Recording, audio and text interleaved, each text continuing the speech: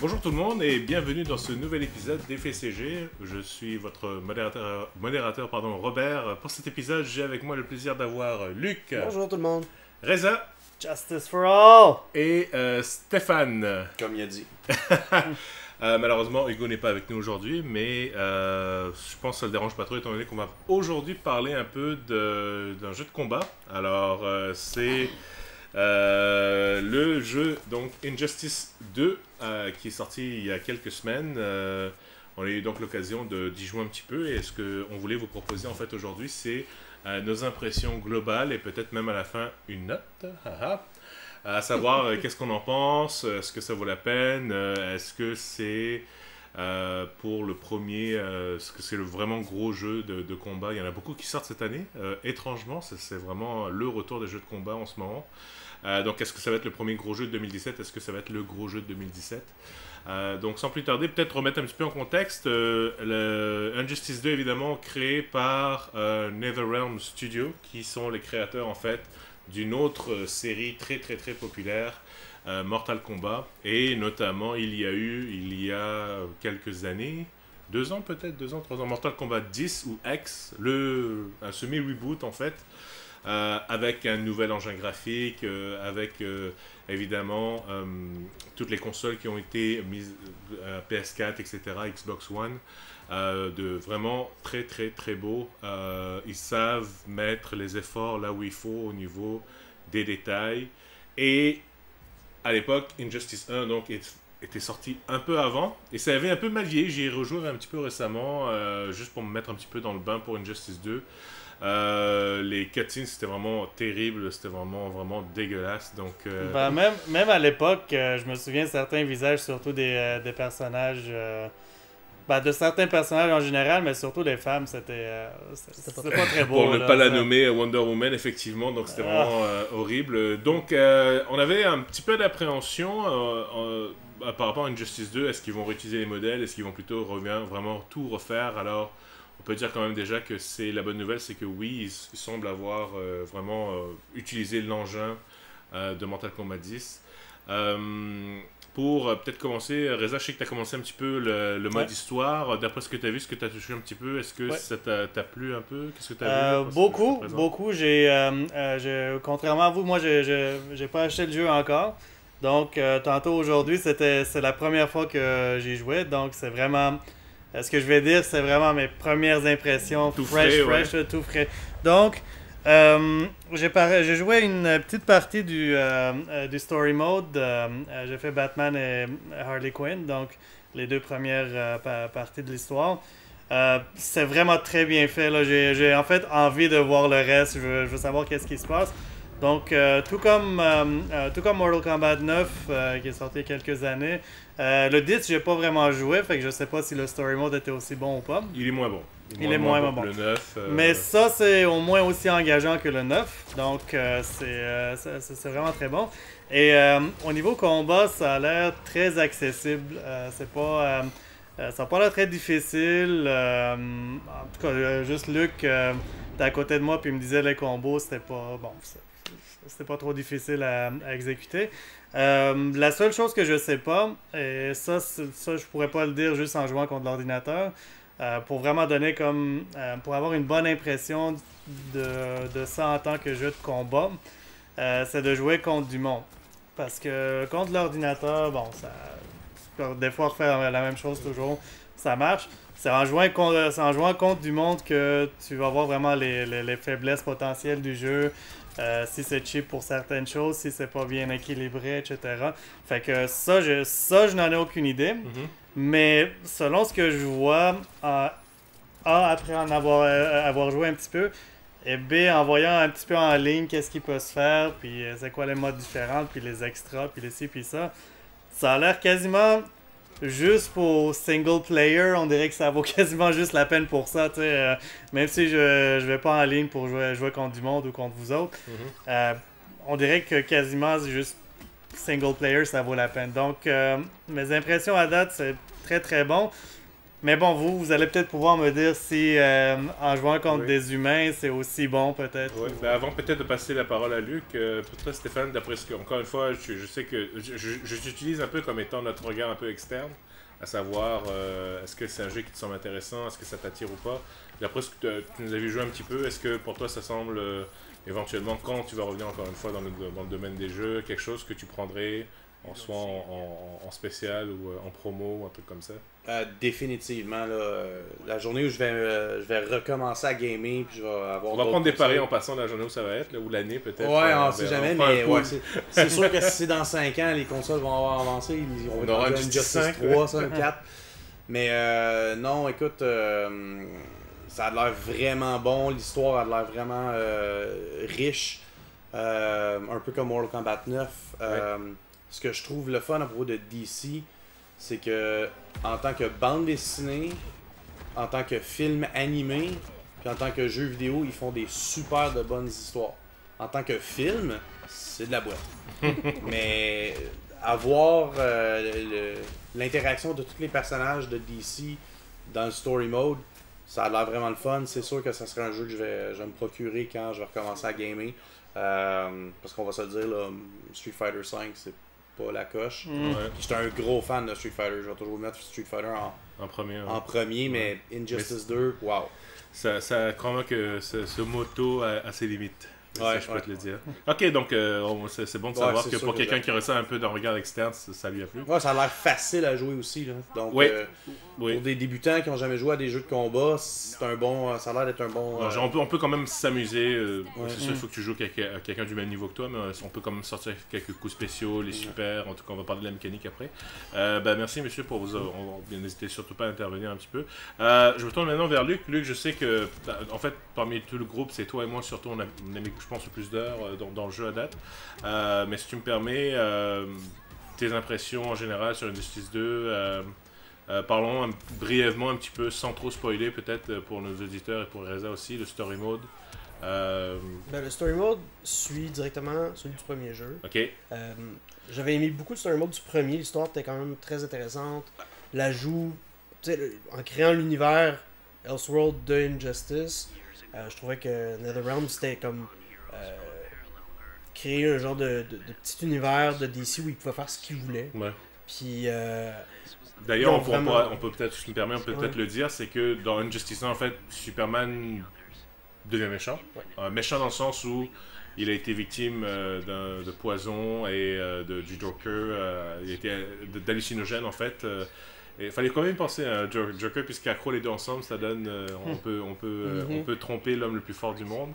Lui donner l'impression que c'est Doomsday, en fait c'était Lois. Donc bref, il a tué sa compagne et là il a tué le Joker et depuis ça part en couille. Donc Batman décide, voilà. Donc en fait la prémisse c'est que Batman contre Superman étant ici le méchant et on commence à partir de là. Ouais.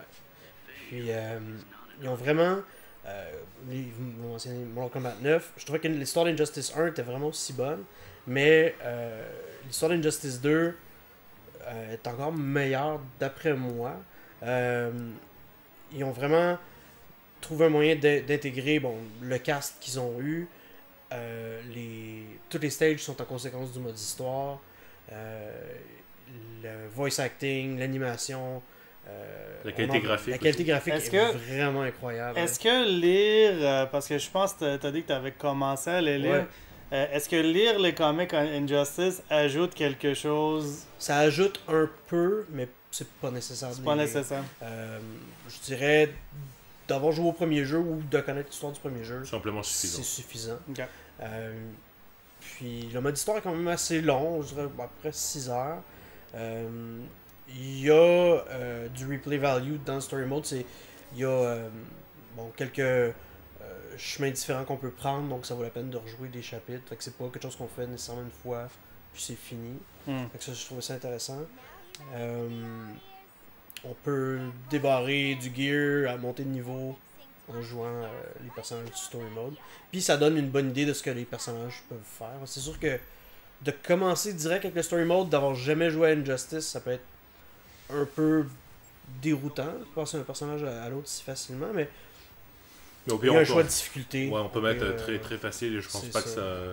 ça. Non. Moi, peut-être, j'ai pas vérifié s'il y avait un trophée pour le terminer en très difficile, mais de toute façon, Ça m'étonnerait. ça se joue quand même très très bien. Mm. Donc, merci pour le story mode. Donc, très très bien. Story mode, moi, ce que je pourrais dire là-dessus, c'est que, encore une fois, l'équipe de Ed Boon a vraiment mis la barre très très haute. Je pense qu'il n'y a pas de meilleur jeu de combat qui a un aussi bon story mode général qui existe présentement jusqu'à présent. Je veux dire, le dernier c'est Mortal Kombat 9 à mon avis, là, personnellement.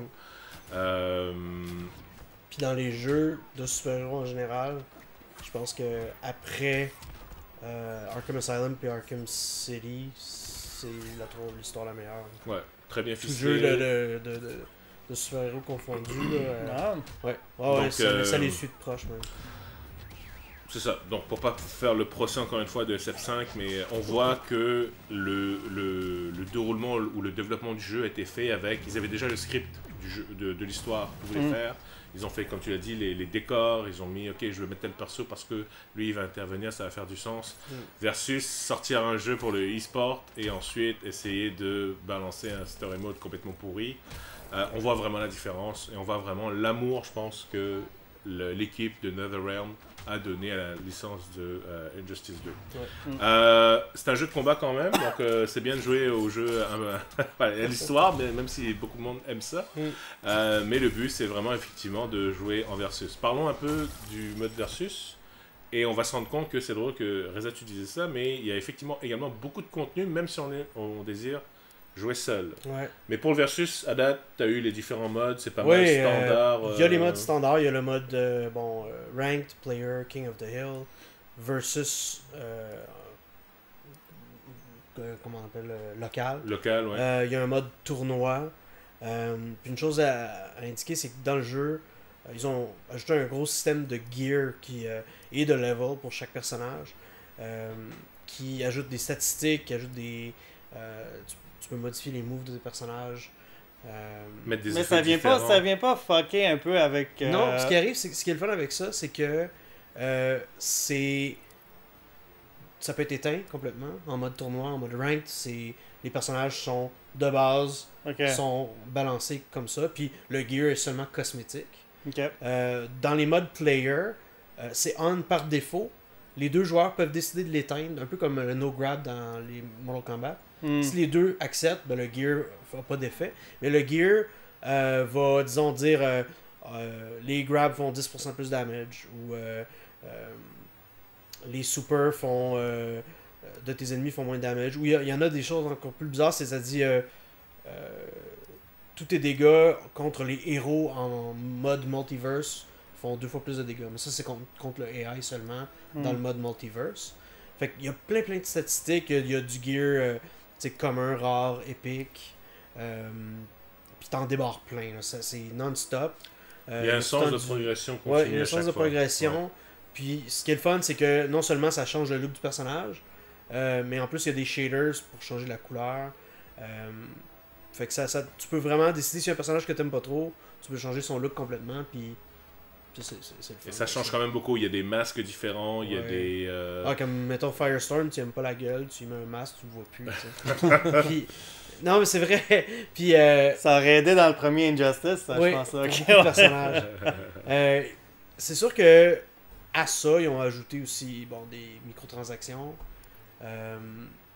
Dans les premiers articles sur le jeu, les gens se demandaient si ça allait être genre tu peux acheter du gear puis si tu payes t'es le meilleur. Mais c'est pas le cas. C'est purement cosmétique. Non, c'est purement cosmétique, oui. Le gear, tu peux seulement en avoir en jouant. Ouais. Tu peux pas en acheter. L'argent, ce que tu dépenses, en fait, le gold que tu achètes, c'est seulement pour les costumes premium, les couleurs, puis pour monter ton bonhomme de niveau. Sauf que si t'as pas le gear, ton bonhomme, t'as monté de niveau, ça sert à rien. Ouais. Puis je te dirais, ça monte très vite. Ça monte en jouant tout seul, ça monte en jouant en local versus, ça monte en jouant online. Tout ce que tu fais dans le jeu, ton bonhomme gagne de l'expérience. Même story mode ou... Ouais. En fait, je te dirais que pour monter un personnage jusqu'à niveau 20, c'est plus ou moins le temps que ça va te prendre pour apprendre 2 ou 3 bons combos. Okay. Donc c'est à peu près, je te dirais peut-être 2-3 heures à peu près, le temps que ça rentre et que tu aimes bien le perso et tout ça. Donc c'est quand même bien jaugé, c'est quand même très très bien fait. Ouais. Puis, donc ça c'est pour le story mode, le mode versus. Ouais. Parlons un peu des... Donc tu parlais un peu de la customisation, donc tu as différentes... et ça je trouve c'est très bien parce que ça te donne vraiment... Tu t'appropries les personnages, c'est ton Batman, c'est ton Green Arrow, c'est toi qui le mets de telle ou telle façon. Les gears que tu possèdes, tu aimes bien un certain look, mais les pièces d'armure sont vieilles, tu peux les mettre à jour en jouant. Encore une fois, tu as des Regain tokens, donc tu les amènes vers le niveau 20 si tu es déjà niveau 20 mais que tu as mis une armure, un style d'armure, un set de niveau 10 mais que tu veux l'amener niveau 20, tu peux le faire. On te donne vraiment beaucoup de pouvoir là-dessus. Et c'est pas du genre, et ça encore par exemple les Regain tokens, tu peux pas les acheter, c'est vraiment en jouant, c'est à toi de trouver ça, etc. Et c'est vraiment bien. Il y a aussi des bonus entre guillemets spéciaux quand tu as un set épique. Alors ça c'est le fun aussi, le but c'est justement c'est parce que le but, une fois que ton personnage est au niveau 20, c'est pas ça s'arrête pas là, c'est pas fini, au contraire, t'as pas beaucoup de si t'as pas tout le gear, tu veux quand même continuer à jouer, tu veux essayer de te monter la pièce qui va compléter le set au complet, donc c'est vraiment très c'est sûr que c'est aléatoire, fait que des fois ça peut être frustrant d'essayer de trouver un morceau, mais moi je m'imagine que non, ça va, il y a un truc par exemple, c'est qu'on parlait dans les modes single player, en plus du story mode puis du mode arcade, en fait oui, il y a le multiverse qui est l'équivalent des Living Towers de Mortal Kombat. Ouais. Puis dans le multiverse, il y a c'est l'équivalent de voir des planètes, différents univers, différentes terres parallèles. Une d'entre elles qui est tout le temps là, c'est le arcade mode. Donc c'est un mode arcade où tu as le choix entre facile, moyen, difficile, endless. Pour ceux qui ont une fin, tu as un ending d'arcade. Donc ok, c'est ça que j'allais demander s'il y avait des... c'est assez cool. Puis, et c'est pas mal relié à la dernière scène de fin, donc c'est ça qui est cool. C'est pas du genre c'est une fin qui vient de n'importe où, c'est vraiment par rapport relié aux 5 dernières minutes de l'histoire principale, donc tu y crois un petit peu. Ça donne plus de contenu au personnage. Exemple, tu finis le arcade mode avec, je sais pas moi, Green Lantern. Est-ce que dans le fond ça rajoute du contenu qu'il y avait qu'on verrait pas dans la fin du... Oui, c'est ça, et ça va te donner la perspective de ce qui s'est passé pour Green Lantern par exemple. Par contre, ça se peut par exemple que l'exemple de Swamp Thing par exemple, il n'est pas dans la scène finale, mais dans son mode d'arcade, il arrive comme par hasard, puis il voit ce qui se passe, et puis il donne le dernier coup final, et puis finalement on voit ce que lui il fait. Comme dans les autres jeux de combat, il y a des endings qui contredisent la vraie mode. Ouais, voilà, qui sont pas canons, on va dire, mais c'est intéressant. C'est quand même bien. Puis le mode arcade, à ma connaissance, moi j'ai réussi à débarrer des shaders en battant le mode arcade, des couleurs pour les bonhommes.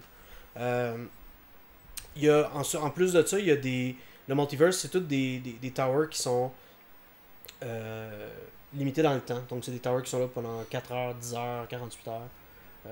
Puis chacun a des missions spécifiques avec des modificateurs. Donc il y en a que c'est que Joker est en train de picher des bombes dans le stage, ou qu'il y a un des pingouins du pingouin qui a une missile qui se promène. Il y en a eu un que... Du style MK, vraiment. Il y en a un qui c'était comme... L'écran bougeait comme si c'était un bateau. Il y en a où les personnages vont plus vite ou plus lentement. Ça c'est chiant. Mais il y en a plein. Puis il y en a qui sont spécifiques à des personnages. Comme il y en a qui il y a des prérequis de dire bon, si tu finis ce multiverse là avec Harley Quinn, tu débarres du gear pour Harley Quinn. Donc c'est un moyen, disons, si pendant cette semaine là il y a un multiverse pour ton personnage, ben tu peux le faire puis tu débarres du gear pour. Puis NetherRealms a dit que les missions de multiverse reviennent. Fait que si t'en manques une, elle revient éventuellement.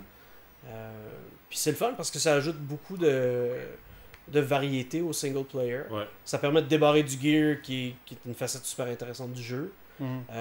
Si tu décides de pas jouer de te connecter, on va parler tout à l'heure au niveau de la guilde, ou même en versus online, si t'as pas d'amis pour jouer avec toi malheureusement, donc tu peux jouer effectivement en mode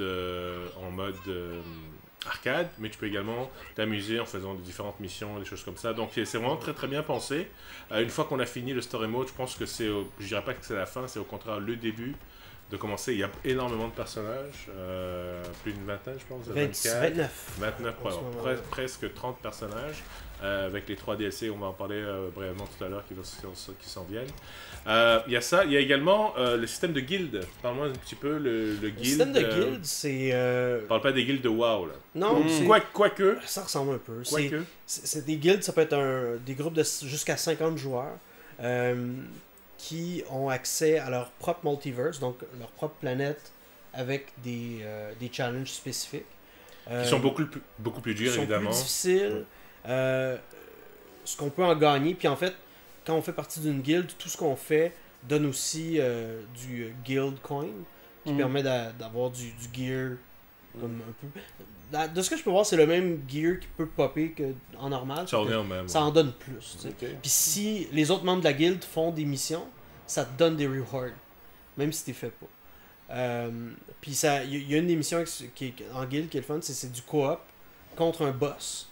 Donc chaque personne a son propre round. Puis les autres 2 joueurs qui ne jouent pas sont spectateurs, mais ils peuvent pitcher des items ou attaquer le boss avec des projectiles. Envoyer de la vie, envoyer un missile pour le déranger. Puis ça, c'est vraiment le fun. Tout seul, c'est vraiment difficile à battre, mais en groupe, ça se fait bien. Puis les rewards sont vraiment bonnes. Ouais. Ça, c'est des missions qui sont limitées, je pense, par semaine. Je pense que c'est 20 fois que la guilde peut le faire par semaine. Fait que si, disons, les 3 mêmes personnes le font 20 fois de suite, ben, ils ont volé la chance aux autres. Ben, ok. Maintenant considère le point de vue de quelqu'un qui est bien limité dans son temps. Ok. Au-delà du story mode, qu'est-ce que tu dirais qui serait la chose à poursuivre ou à faire? Moi, je trouve que personnellement, c'est le jeu de combat qui offre le plus de contenu single player à date que j'ai jamais vu. En plus du mode story mode, il y a le mode arcade. Il y a le mode multiverse. Il y a la gestion des personnages du gear. Ce qui est le fun, c'est que t'as le goût de monter les niveaux des personnages que tu joues moins pour pouvoir leur mettre le gear que t'as débarré. Puis d'un autre côté, vu que tu montes de level en faisant n'importe quoi, ben tu t'apprends d'autres personnages, puis ils montent de niveau en même temps. Donc t'as du temps pour faire pour poursuivre un truc, c'est quoi que tu fais? Si t'as juste le temps de jouer en single player, tu fais du multiverse avec des personnages que ça te dit les planètes, les challenges, ça te dit le nombre d'adversaires que tu dois battre au début. Donc tu peux choisir quelque chose qui si t'as pas beaucoup de temps, tu te dis ok, je vais faire une mission qu'il faut que je batte 5 personnes. Si j'ai beaucoup de temps, il y en a une qu'il faut que j'en batte 12.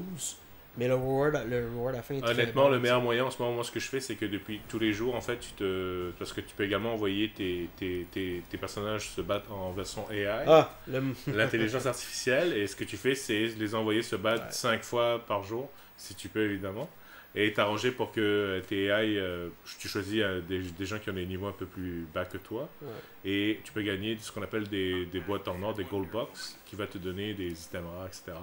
Donc, mais je veux dire, mais ça c'est le fun parce que Lordi va grinder pour toi. Là. Exact, c'est un mode. Ce qui est le fun, c'est que c'est un mode manager un peu. C'est que chaque personnage a 5 slots pour du gear et a 2 slots pour le AI. Et puis en plus de choisir le gear que tu mets pour ton AI, tu choisis son comportement.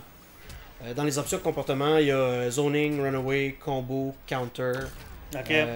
Fait que tu peux customiser un peu ton AI quand même. Oui, beaucoup. Puis ça change beaucoup dans le gameplay.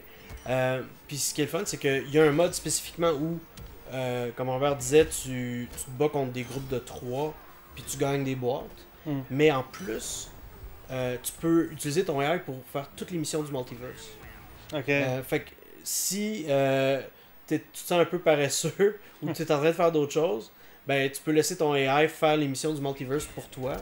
Puis si tu l'as, dépendamment de son niveau, puis si tu as bien choisi son comportement, ben, il peut gagner. Puis il monte de niveau, fait que c'est comme si c'est toi qui joues un peu.